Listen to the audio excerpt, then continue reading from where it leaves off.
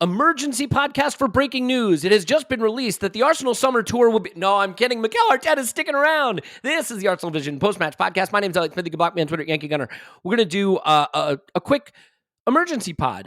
And I think it's warranted because it's big news when the manager of the club is renewed, let alone when two managers of the club are renewed. That's right. Jonas Eidevall sticking around, Mikel Arteta sticking around, some great social media content out there that you can certainly consume should you be so interested in doing so, he says in a wordy fashion. But yeah, this is going to be just a chance for us to quickly react to and give our thoughts on the decision for specifically Mikel Arteta to stay at the club, to extend his contract and continue the project TM. So let's get right into it. Here to do that with me now is Tim. You can find him on Twitter at Stilberto. Hello, Tim. Hello there. And Paul, you can find him on Twitter at Pause My Pants. Hello, Pause. And Clive, you can find him on Twitter at ClivePFC. Hello, Clive. Hello. Tim, the first thing I want to do is just ask you whether or not you think this is big news. We're doing a special podcast for it, but that doesn't actually mean that you have to think it's big news. They didn't have to do this now. There certainly was no pressing need to do it. We have some other things we're still playing for in case you haven't been paying attention. I'm curious if you think it's big news and about the decision specifically to do it now.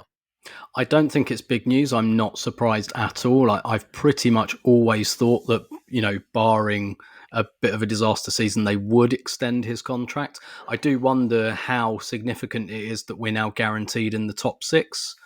And whether that was like a bit of a KPI, and whether my guess is probably that was going on in the background, and you'll probably get a new contract, but once you hit that big 6 KPI, it will be on the table and we'll give you the pen, basically. So that's probably my. Oh no, Tim. Arsenal are never given a pen, as you know. The pen and the carriage clock. No, yeah. So I'm. I don't think it is big news. I do think it's interesting to announce it now because I do think that what they're thinking is maybe, first of all, to show like an expression of faith, whether we get in the top 4 or not. But I wonder whether they think there's some potential momentum here. And of course, on the women's side with Jonas Eidevall, the women are playing for the title on Sunday, albeit it's not in their hands. So, and they officially qualified for the Champions League last week, so there might have been some kind of extension trigger there as well. But it's nice that those announcements came together as well. But I don't regard it as big news. I think the timing of the announcement's kind of more interesting than the contract, if that makes sense. That does make sense. And Clive, I guess, he made a comment that the club put the contract in front of him after the losing streak, right? And what that meant to him, and it tells you a lot about their commitment to him. He also said that he got quite emotional seeing it. I think Arteta's saying that he's got an ego and he wants people to know, I'm not just being rewarded because I've won a few games. I was getting this reward regardless. I've earned this, even if we hadn't turned it around. And, fair enough. We could certainly debate whether that is the case or not. But in terms of the timing of doing this, let's probably overthink this a little bit. Do you think that doing this now has specific benefits, that the announcement now can buoy the team, make this Leeds home game a different kind of atmosphere, have that, Mikel song going around a little bit more? What is the reasoning behind this timing in your mind? Because it's obviously not something that had to get done right now. If they're giving him the contract and it's in front of him and they've been going back and forth, he certainly could have waited till the end of the season or done it a few weeks ago when it was on offer. So why now? Yeah, lots of thought goes into these things regarding timing. I think what Tim was saying there, was this a surprise? It's no surprise. We sort of read some things previously about his contract coming and people are saying, oh, mate, wait till the end of the season, see if we get top 4 or not. People have got their own success criteria. For me, I think it's nice. My overriding emotion is this is good news. It feels good. The whole day felt good. I love what they did by announcing the men and the women's together. Yeah, what that was club classy. does that? I agree. Mm-hmm. I mean, that is huge. They can see the expansion of the women's game. Tim's nodding and he understands this more than anybody understands the data, how many people are watching, the sponsorship, commercials. All of this is growing. And this is another thing. This is how they're telling everybody we view this in a similar fashion. That's a fantastic underlying message. That's number one. The second underlying message around giving a contract after the 3-game losing streak. Again, absolutely fantastic. That means they're looking beyond the results. They're looking at, I agree with that, yeah. You know, my thoughts about is how you operate, ways of working, how you operate on a day-to-day basis, the multiple decisions, how you deal with those decisions, how you deal with the multiple people under your control, all the way down to the young players, the old players, how you manage them, how you exit them. I mean, this all drives your ways of working. I mean, you're being judged on that. That's what runs a club. You know, we could do a whole podcast on this, trust me, a bigger one than this, but we haven't got the time today. But I think that message there, and he said it, remember there was an interview, Paul would no doubt remember it because he's brilliant at this stuff. There was an interview he gave when they said, you know, after the 3-game losing streak, and he said the reaction from the club post-losing streak was like amazing from the people, the staff, blah, blah, blah. So obviously he knew he had the contract offer then.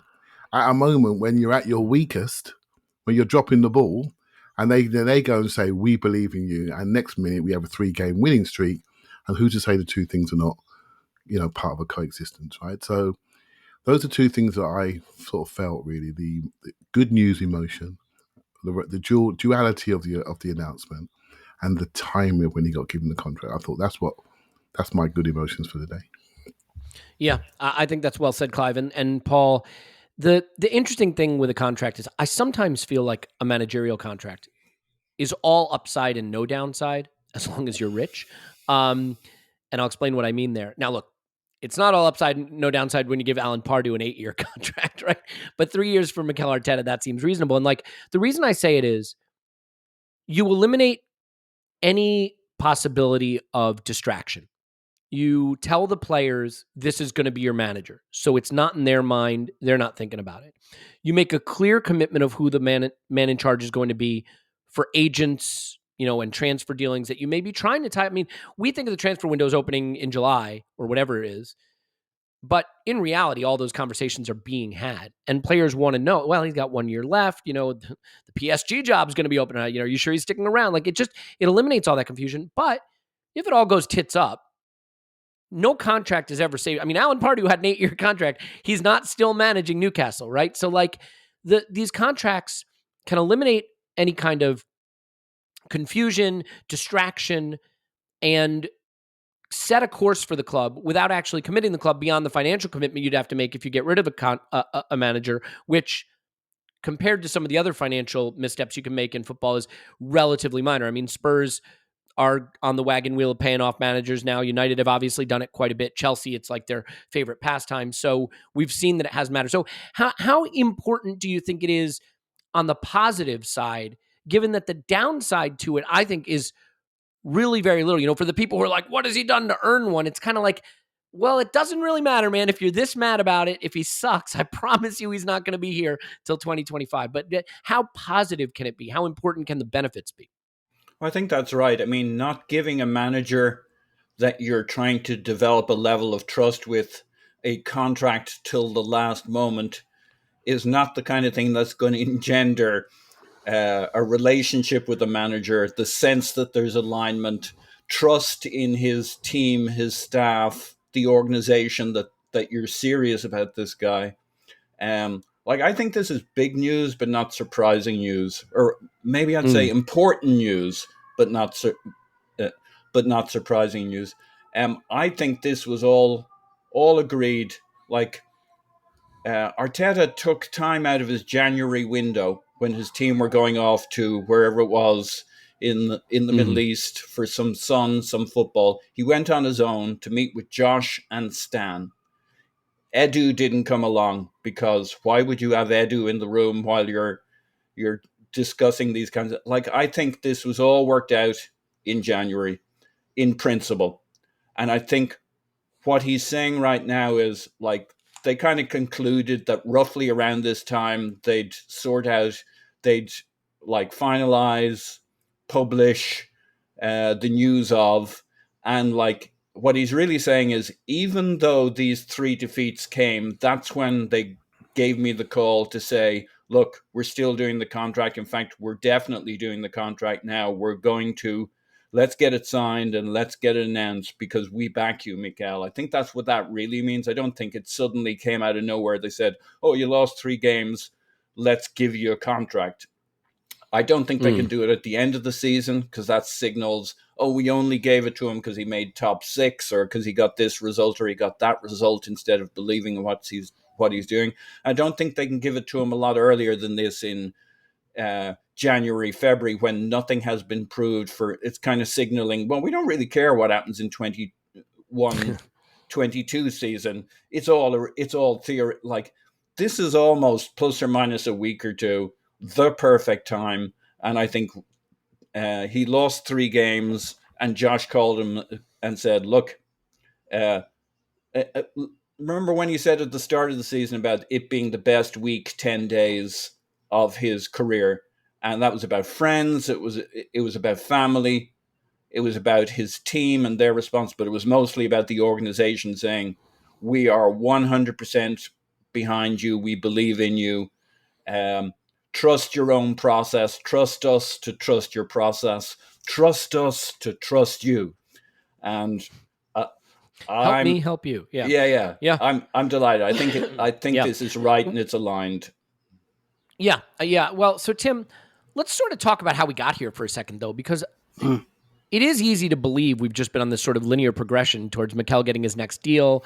He wins an FA Cup. He's got us back, competing for the Champions League. Of course, it's been a nice, smooth journey to this point. I think we know that's not really the case, and at various points, there have been questions about whether his position was tenable by some people. I have to admit, I have not seen this kind of trajectory in many managers. And I think the club deserves credit for sticking to their guns, for having the courage to get through the rocky periods. Because I think just before Boxing Day last season was certainly a low ebb that many clubs would not have stuck through. I think even some of the really early challenges this season, some clubs would not have ridden it out. There were decisions made and issues with players that arose that, again, I think a lot of clubs might have decided it was too much turmoil and too much waste economically, but Arsenal has stuck it out, and I think for the better. And I think we can clearly see that what you have now is a core of players that are on board. Just for a second, how much of a challenge do you really, maybe no challenge at all, but a better way to say this is, when you look at the negatives, the challenges we went through, some of the darker periods and some of the challenges with players and some of the growing pains, how unique is it, do you think, that we stuck through that? Do you think that there were moments that would have cost a manager his job at other clubs that Arsenal got through, or that maybe we made those into bigger moments than they were? 100%. I think my position all through those rocky periods, I never quite went into full Arteta out mode. Yeah. I think my strongest position on it, and this was my position for quite a while, is if Arteta gets sacked, he can't complain, which is not the same as saying he deserves to be sacked, or right. I want him to be sacked. But there were times where it's like, if he gets sacked tomorrow, he can't really complain about that. And that would have happened at a lot of clubs. The reason I never went fully into that was partly my own confusion, because we've got this manager who's never managed before. And so you're kind of grasping in the dark. And one of the, I don't know how much this is a KPI, because, well, I guess it is measurable. Mm-hmm. You're familiar with that business phrase, right? What gets measured gets done. Yes. But one of the things I've been kind of thinking is, well, they hired a rookie manager. They must have been prepared to take him warts and all. But what they'd have wanted to see is like a big improvement in him as a coach. And I think we've seen that. And again, that is not the same as saying he's the new Pep Guardiola and he is the right man for the next 10 years or whatever. But I think we've seen clear improvement in him as a coach. Now, at the same time, I do think a lot of the improvement we've seen on the pitch has just simply been recruitment. Maybe it's doing it down to say simply recruitment, because you've got to get recruitment right. And we have got it right. And we haven't always got it right with Arteta. We haven't always got the contracts right. This time we got it right. And I think that suggests to me that lessons were learned, but also they identified the right players, the right characters for the way they wanted to play, etc., etc. So a lot of the improvement we've seen this season has just been about having maybe not even more talent on the pitch, but just more suitable talent on the pitch in more suitable areas. So I think we've seen a journey in Arteta as a coach, probably a journey for Arteta within the organisation as well with Edu, because there were rocky periods, right, where like Raul Sanyehi gets kind of slung out and this lawyer turns up and does an audit.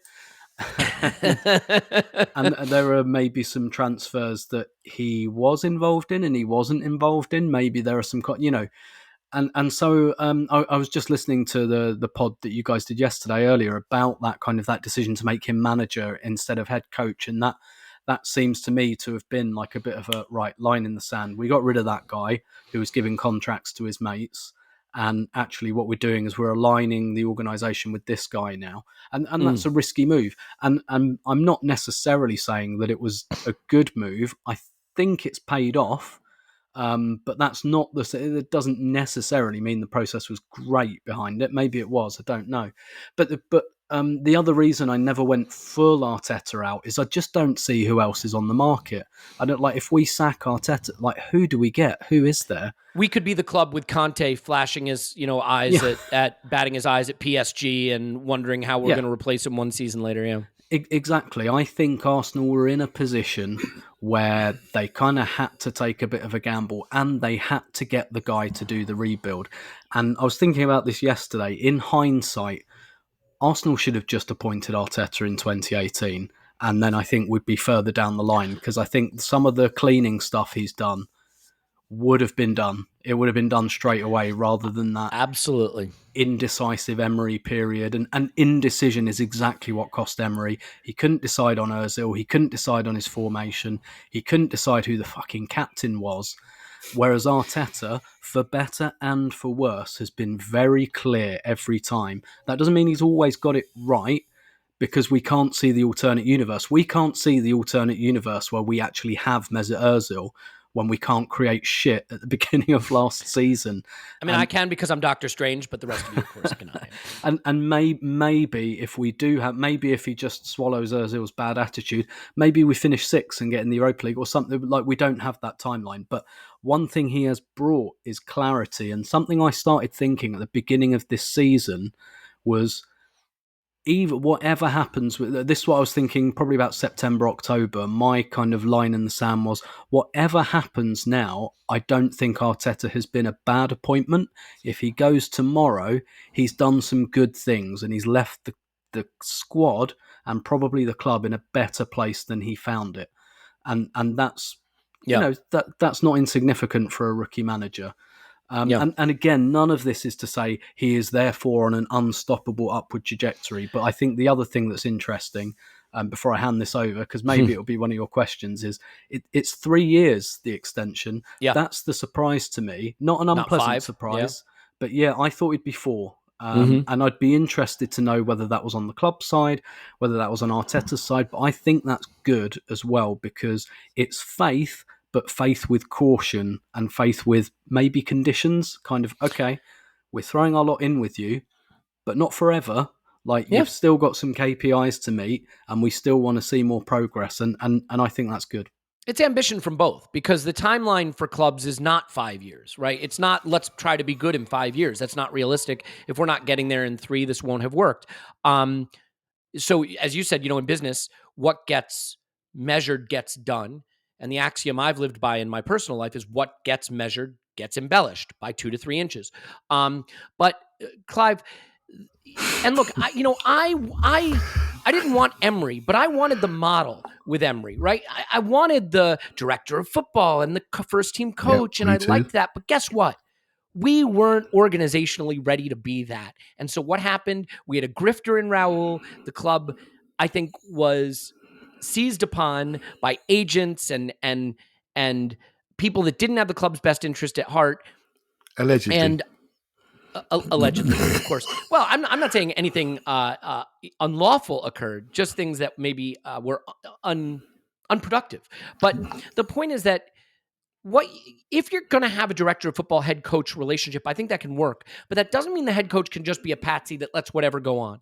And the thing I'll say about Mikel Arteta is whether he'd been named manager or not, the ego on the guy, the strength of his character, he sees himself as the club, the face of the club, the footballing side of the club. And he was never going to be someone who just allowed things to happen around him and outside of his control. Maybe we gave him more control than I was ready for, but I certainly think that even in a director of football model, like you could say Liverpool have a director of football model. Who is Liverpool Football Club? It's Jurgen Klopp, right? And I think that doesn't mean that Jurgen Klopp's picking every player he wants and that's how it works. But you have to have the strength of the club flow through the first team manager, I think. And so I've updated some of my ideas about that. Now, look, Clive, the interesting thing with Mikel Arteta is that tactically, I have no questions that he is a good coach. Like, I just don't. I have questions about things in his coaching quiver, arrows in his quiver that he might add, but I think he's a great coach. Other things that we've asked questions about, man management, working with different personalities, how he's going to operate in the market. The only thing I would say is this season has left me with no question that the players want to play for him, that his tactics can bring us success. We still don't know for sure about some of the other stuff.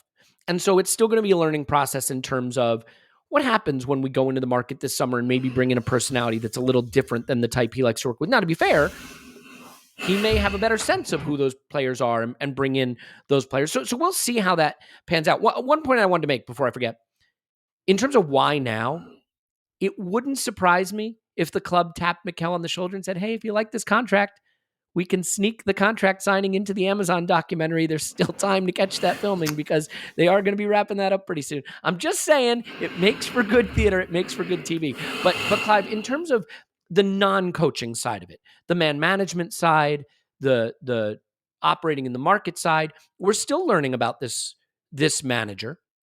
There are people who will definitely have questions about it. Let's not pretend there aren't. There are others that will say he's done exactly what was needed, firm, line in the sand kind of approach. Well, however you see it. But I'm curious how you see that side of it, the off the pitch, not X's and O's, not tactics side, but man management and transfer market side of it in terms of his development and what we still have to learn about him, because I think those questions are fair to ask. Yeah, so everyone has their own measures about a manager, right? You've got yours and I've got mine. And so I look around at him and I think, okay, what's he do? How's he operating? How is he managing this group? What's his leadership style? What's his structure? How's he doing it? And I do think the moment he was made manager was a critical moment, because you have to enable somebody to do the job you asked them to do. That's what we didn't do with Emery, and we wouldn't have done with Arteta, and Arteta would have been eaten by the first model. He would have been eaten by it because we weren't ready for this at that time. As a fan group, as a dressing room, there were too many jobs in there, too many projects, too many idiots to get out of the room, even for him, right? And so I do feel that for me, the way his style of management, I think, is exactly what we need. And I've only got to look at Manchester United and say to yourself, what happens to a club when the manager's not the most important person in the room?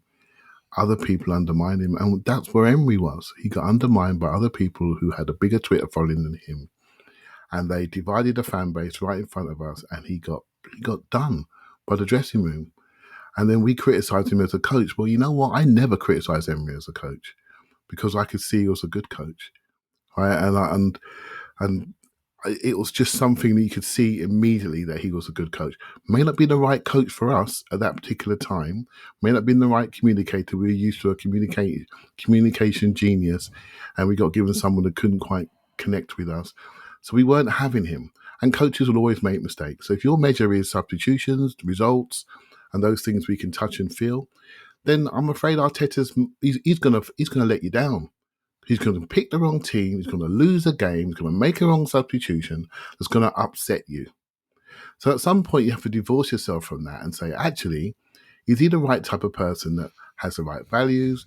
Does he bring the right values to the club that he does for me? That's why I support the club. When he talked about the club, it's the most important thing in the world to him. That's exactly what it is to me. Do you see what I mean? And when I see those things, I don't see somebody passing through. I see somebody that's here. And when I see those things, okay, I like you. But you know what? I need to not like you too much, because in this game, if you lose 5 games in a trot, things change. Hence why you only get a 3-year contract. Things change. But I don't think there will be many 5-year contracts being had out anymore. There might be a 3+1 to retain an option, but really all you're saying is to somebody, we love you for the next 3 years. And by the way, if it all goes pear-shaped, we're going to pay you up 3 years. Do you see what I mean? And that's what's happened. The world has changed. Use one of Tim's lines. The news cycle is far more aggressive now. He's massively aggressive. And when Tim said that to me, I thought, you know what? I need to change my thinking about this. You know, it's really important that we realise that the world that we're living in is 3 to 5 games and you're in the washing machine, mate. And it's whatever's done before is gone. Do you know what I mean? So yeah. when it comes down to Elliot, the principles by which you operate, the principles by which you work, those are the key things. And so the club had to enable him by making him the most important person in the room to get the idiots out of the dressing room. And that's what he's doing. And that's why we all feel different about the club, because we can see that. And we can see a hierarchy there without there even being an organisation chart. Do you see what I mean? We know who's who. We know what's what. And if we know, agents know, players know, young players know, experienced players know. And that's so important to the ongoing functionality of the club. It's probably the wrong word, but you know what I'm trying to say. No, I get it. And I think you hit on something that's really important, and important for me personally to internalize, but I think generally in analyzing this, which is, unfortunately, football being so emotional and every result being so important, it is easy to want to sack a manager over a starting 11. It's easy to want to sack a manager over a substitution made or not made. It's easy to want to sack a manager over a result that comes down to someone missing a penalty in the 90th minute. You can find yourself on that roller coaster of emotion. At my absolute lowest with Mikel, I was close to being ready to say I think he should go, and that was Boxing Day of last season. And to be fair, that was a pretty unprecedented nadir for the club. Even through our 3-game losing streak, I tried to keep it in perspective and looking at how we did through our good run. But to be fair, Clive, you're right. Zooming out is hard. And so you have to understand whether the principles work, right? The way he's trying to get us to play, the way he's managing the players, does that work? And if it works, then you stick with it. And, Paul has always sort of said, and I think I agree with this, that you get rid of a manager when the players don't want to play for him anymore. Because that is really the sign. Right now, look, can you have a bad manager who the players want to play for? Maybe, but I doubt it. Not at a big club, because players aren't at a big club to just have fun. They're there to win things and compete and play their best football and get better as players. And that is something, too. I think a manager can fit a project. Carlo Ancelotti doesn't want to come coach Arsenal and have players that are young enough to be his grandkids. He doesn't want to do that any more than Mikel Arteta wants to go coach spoiled millionaires. He just doesn't. And, he's not going to go to PSG. That's not a project that fits him, right? And so I do think that fit is important, and he is a fit for us. And I want to ask you about Arteta being a modern manager, Paul, but I will say this too. In terms of the timing of signing this now, you guys, this is something that I think is really savvy, actually, by the club and by the manager.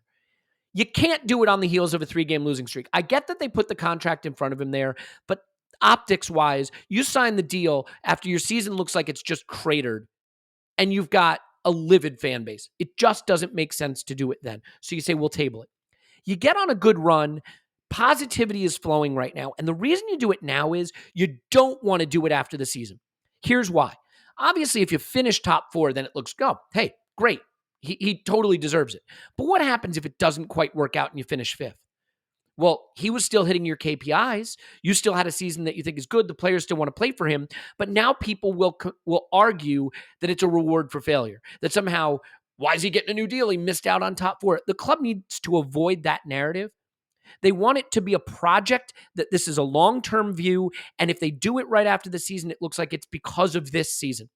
So I think they found a really good pocket of time to do it, where it looks like it's about continuity and not necessarily as laser focused as what happens in the next 5 games. Paul, you wanted to add on Mikel being a modern manager? You will have to unmute. You absolutely are entitled to your say, to the extent that the audio can be recorded. I'm not a modern podcaster is the problem. That is all these that is true. buttons, but give me the your dials.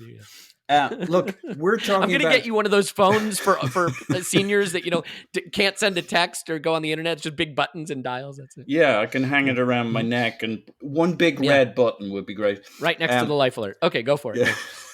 So, like, we're talking about his coaching and, the team building and that kind of thing.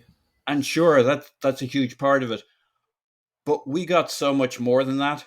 Like, the best run club on the planet, because they can afford to be, because they planned it, because they planned to bring in the best manager on the planet, was Manchester City. I'm delighted that we didn't get Arteta the first time round. I'm delighted, in fact, that we almost got him, that we leaned him over the edge. We pulled him back at the last moment. This is getting weird. Want to careful how you pick your next words. We pulled him back, and he had that big disappointment, but he also knew it almost happened. And he then went back and spent the next year and a half looking at Arteta, looking at Arsenal through the eyes of the guy who almost got the job and really thinks that, actually this might come around well soon. I wasn't ready. I mean, he said that himself. He didn't think he was ready when he looks back at it. He says he's made a bunch of mistakes this time around. I think it was a massive service to him and us that Emery was the fall guy who lived through a huge amount of pain. It reset our expectations, because if we're impatient with Arteta as it is, how impatient would we have been if he was the first guy after? He would have got all the arrows that Emery would have got, all the problems. He would have had to have lived with a hell of a lot more Raul Sanllehi and all of that confusion and all of that cluster, and even more Mesut Ozil, enough Mesut Ozil to bring any man down. So, but besides all that, that's not really what I want to get at. He's spent, I don't know how many years, 3 years, working in not just the coaching, the tactics, which is what we always think about him and Pep, but their analytics, their video, the professional way they run their organization. They're no bullshit. They need this, they need that department. Here's how it all should work together. They've had the resources to be world class in how they run their organization. He comes to us where we're good. We do a bit of everything, but we don't do it. We're not bleeding edge. We're basically, what does Arsenal need? That was basically what Arsenal was. Let's ride Arsenal's coattails. We weren't world class. We might have been quite good at this and that and could do better here. We had analytics we didn't use. We had video we didn't lean on heavily. We got rid of our old scouting network. And I don't know all the details of that, but it had been in place for a very long time. And then suddenly we revitalized everything we did. We scout differently. We video our use of analytics, the connection with the club. The fact that Arteta is obsessed with the connection with the fans, I think, is absolutely brilliant. It seemed like lip service maybe at one point, or we were going through a tough run, so, hey, let's help. But he knows that there's a holy trinity. If he's going to get to where he wants to get ambition-wise, he's got a kind of a Manchester City level of ambition as to what we're trying to do here. He understands the holy trinity of manager, team, supporters. It's not for now. It's not for the run-in. It's something he wants to make concrete going forward. His ambitions are big. It's way beyond coaching, positional play. It's the holistic approach of how you build a world-class club so that you can compete. And that's what I think we've got. And we're going to keep talking about football and tactics and is he a good coach? That is 49% of the job that Mikel Arteta is doing for the club right now, working with Edu. And that's why Josh and him love each other, right? He says, assuming. But it's really important, right? You need that. I know. Remember where it used to be with us. But think about it. What was it like with Stan Kroenke? Our perception of him as the owner, Unai Emery, and all that other stuff. And now Josh, Edu, Arteta, the bros. Yeah. Well, Tim, there's still more to learn about Mikel. Mm-hmm. Before we wrap up, because I don't think we need to go too long on this. I think, obviously we're we're probably going to talk about Mikel Arteta again. I feel like he may come up in conversation. What are some things you still want to learn about him? What are some things that, and I don't mean like, what's his favorite fruit? How does he lace up his sneakers? He does. What are the things you still want to see develop from him or learn from him, or that you have questions about, that you will be interested to see how that aspect of him as a manager develops? Yeah, sure. And I think I'd make a quick point as well on the age of everyone involved. Paul talking about Josh there and Edu, Jonas Eideval, he's 1 year younger than Mikel Arteta. I know we've spoken about this a lot, but this is a young club. Yeah. Did you see their little chat on the pitch video that Arsenal put out? I did. I love that. Yeah. Yeah, I spoke to Jonas this afternoon, and he was talking about wanting to spend more time talking to Arteta next season. Yeah, I spoke to Mikel this afternoon, and he said something similar about Jonas. Just while we're flexing, Go for it. Absolutely, and I think fairly similar kind of coaches in a lot of ways, but. In terms of learning about Arteta, I was just thinking earlier as well, actually, about some of the things, when I said I felt he'd improved as a coach. Do you remember we used to complain about his substitutions? And it's I don't remember thinking, oh, that's improved. I just remember not complaining about it anymore. So It's probably improved. And again, that's probably, albeit the squad slimmed down, that's probably just because we brought the quality of the team up. And now we can bring on Martinelli for Smith Rowe or vice versa. Yeah. And that's largely what we do. And Rob Holding, of course, for the last 10 minutes. But I still think the kind of the question about managing star players is there. And again, listening to the pod you guys did yesterday earlier, and Clive talking about Man City and maybe some of the similarities, and you look at the way Man City are going out of Champions Leagues and what they need sometimes, and the reason I tipped Liverpool for the league last summer when City didn't get Ronaldo or Kane, I said I thought Liverpool would win it, because sometimes you just need a bastard to just say, I'm just going to smash one in from 30 yards, lads, and we're going to win 1-0. Either when you're when you're getting held to 0-0 by Southampton, or Real Madrid are just about to. Just don't tell Thomas Partey that. and sometimes we had it in Sanchez, and maybe Sanchez was too dominant in that respect. But I think what's interesting is that Guardiola went to the 100 million on Grealish, but he wouldn't go the full Monty on Ronaldo, on Kane. Maybe it's harsh to say that on Kane, but on Sanchez as well. He bulked at the price on those, I guess you'd say, alpha players, those bastards who will just go and win you a game by themselves. I'd say Benzema is very much in that class now. He's kind of stepped out the shadows as the I'm going to win this now kind of player. And I guess if you're projecting forward and we go on the trajectory that we'd want to see, i.e. becoming Man City light and going up to that level, is, let's say we observe that trajectory. What then happens in those games? Look, how did Arsenal win the trophy we've won under Mikel Arteta? Aubameyang. In those big games, he wasn't a great fit tactically on that left-hand side. It cost us things. But when it came down to it, Aubameyang won us those games and he won us the cup. And I think that's what I want to learn is, will he always go like Pep has for the kind of, the likeable, what was it Ibrahimovic called them? He said when he went to Barca, he hated it because they're all obedient schoolboys or prefects or something. And you can see Arsenal are doing something similar. And I think, to be fair, you can see for City that works 98% of the time. But what I'm interested in is that 2% of the time when an Ozil, a Sanchez, a Aubameyang just turns up at Wembley and says, fuck you, I'm winning this trophy. Can he handle that type of player? Or will we have that same kind of... I guess Samson's hair kind of thing, that kind of, sometimes when it comes down to it, we're just not prepared to have that bastard in the team. That's it would be handy for him if that guy just isn't a bastard. Like if it's Bukayo Saka or something. If it turns out to just be a really likable dude. True. Do you know what I was thinking the other day as well? When I was expanding on this kind of, we should have just appointed Arteta in 2018, because I wanted Ancelotti in 2018, and actually thinking about it now, I don't think that would have been a good appointment. I was desperate for Unai Emery, but yeah, go ahead.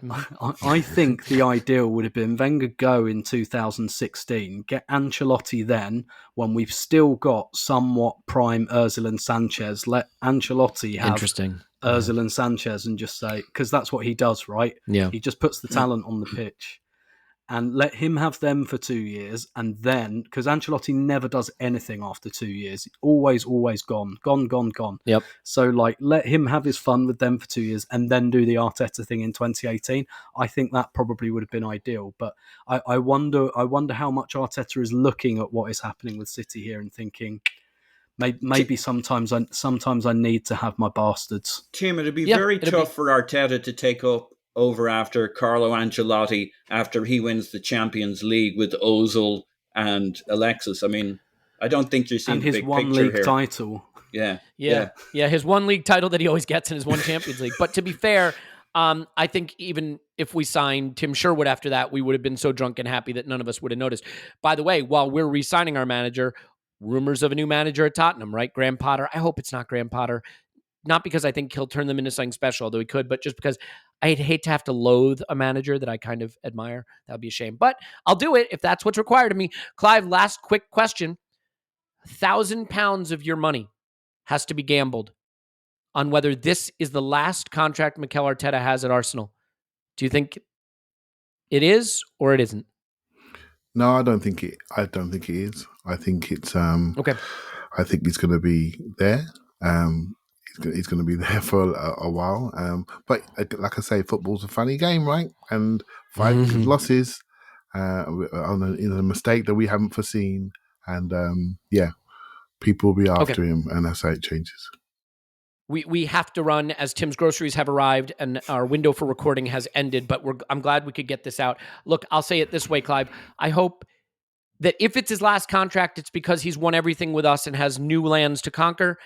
But I suspect this could be the beginning of a beautiful friendship long-term. We'll see how it goes. And there are other contracts on the horizon we need. Bukayo, I hope this contract signing fever just catches you up. You're all caught up in the fever and you get into the signing mood yourself. We've got work to do still. Tim's on Twitter. Roberto, thank you. Thank you very much.